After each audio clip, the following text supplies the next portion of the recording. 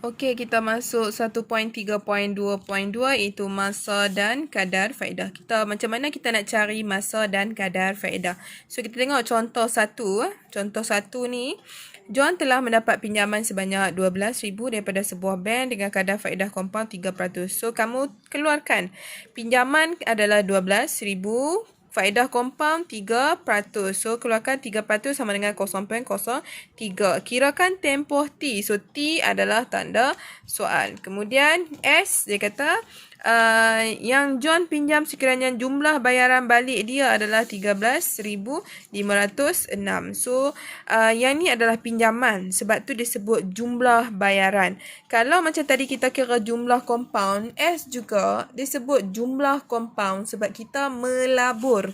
Sekarang ni adalah pinjaman, so kita sebut sebagai jumlah bayaran. Masih menggunakan huruf S dan formula yang sama. Okay, so M dia ada bagi tahu tak berapa kekerapan faedah dia bagi kita dalam masa setahun? Tak ada. So kalau tak ada, kita akan assume dia sebagai 1. So guna formula yang sama, S kita adalah 13,500 sama dengan P kita adalah 12,000 kuat kurungan 1 tambah R kita adalah 0.03 per dengan M adalah 1. So kekalkan 0.03. 1 tak tulis pun tak apa. Kurungan kuasa M darab T. M1 darab dengan T. So masih kekalkan T. So first kali kita halau 12,000 bawa pergi sebelah duduk bawah. So kirakan dapat 1.1255. Sebelah kanan kekalkan yang ini sebab 12,000 dah pindah mai sini. So turunkan 1 tambah 0.03 kita akan dapat 1.03 kuasa T. So kuasa T ni macam mana kamu nak jadikan dia? Macam mana kita nak cari? Nilai T ni dia jadi kuasa. Betul tak? So, kalau kita bawa pergi sebelah pun dia jadikan punca kuasa. So, masih tak boleh cari. So, cara dia duduk jadi kuasa. Kamu jadikan dia. Okay, bahasa senang lah. Bahasa senang dia T ni kamu jadikan dia duduk berdiri sendiri. Yang tuan dia ni, tuan tanah ni, 1.03 ni, bawa pergi sebelah, duduk bawah. Okay, sekali lagi. T ni, jadikan dia berdiri sendiri. T, dia dah tak jadi kuasa. Yang tuan dia tadi ni, 1.03 ni, pergi sebelah duduk bawah. Okay, maksudnya yang belah kiri ni ada 1.1255.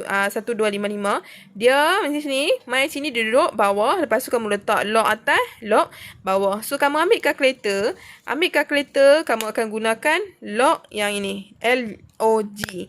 Okay, tekan LOG 1.1255 per dengan log 1.03. Kamu akan dapat 4. So, T kita anggaran dalam masa 4 tahun. Okay, dia nak kirakan tempoh tahun yang John pinjam sekiranya jumlah bayaran balik dia adalah 13,000. So, anggaran dia pinjam 4 tahun lah untuk jumlah bayaran sebanyak 13,506. Okay, kemudian kita tengok contoh 2.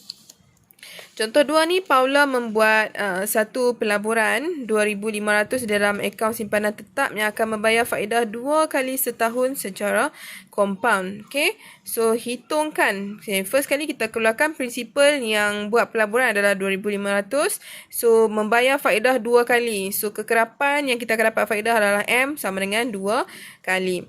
Kemudian disuruh hitungkan. Yang A, hitungkan tahun yang perlu disimpan untuk Paula mengeluarkan sekurang-kurangnya RM5,000 dengan kadar faedah 10%. So, keluarkan R kita adalah 10%. So, tukarkan jadi 0.1. So, kita nak cari sekarang ni, dia suruh cari tahun. Hitungkan tahun. So, T adalah tanda soal.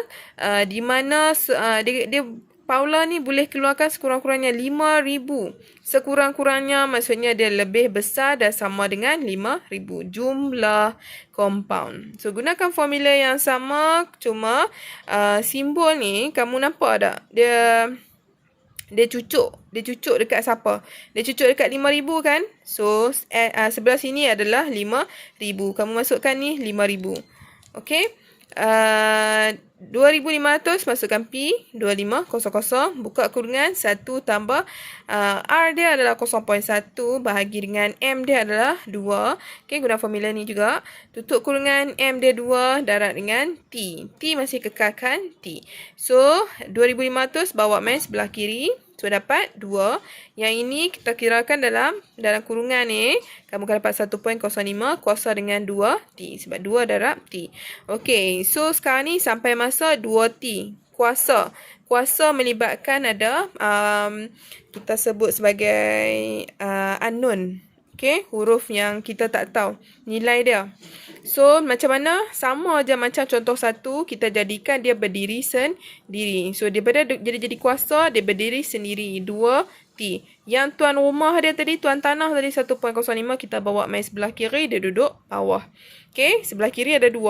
1.05 ni, mai sebelah kiri duduk di bawah. Kita lock atas, lock bawah. Okey, so tekan log 2 bahagi log 1.05, kita akan dapat 14. So, dapat sebelah kanan ni masih 2T. So, kita nak dapatkan T kat sini, kita halau 2 mai sebelah. So, kita dapat 7. So, T lebih besar daripada 7.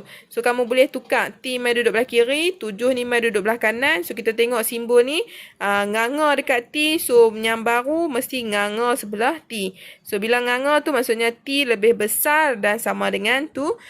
So, anggaran dia kita kena buat lebih daripada 7.5 tahun untuk keluarkan RM5,000.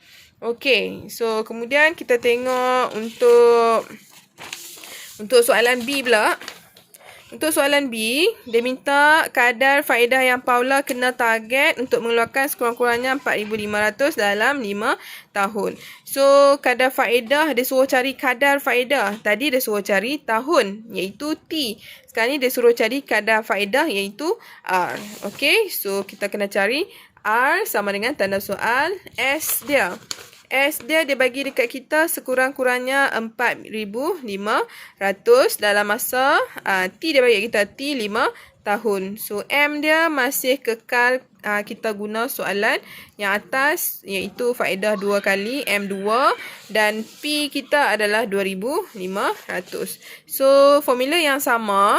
So, S sama dengan P 1 tambah R per M T. So, S kita adalah 4,500.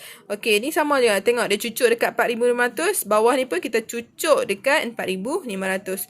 So, masukkan P kita 2500. Masuk kurungan 1 tambah R per M kita 2. Kurungan M kita 2 darab dengan T kita 5. So, atas ni jadi 10 kuasa tu. So, yang ni kita halau 2,500 mai sebelah dapat 1.8.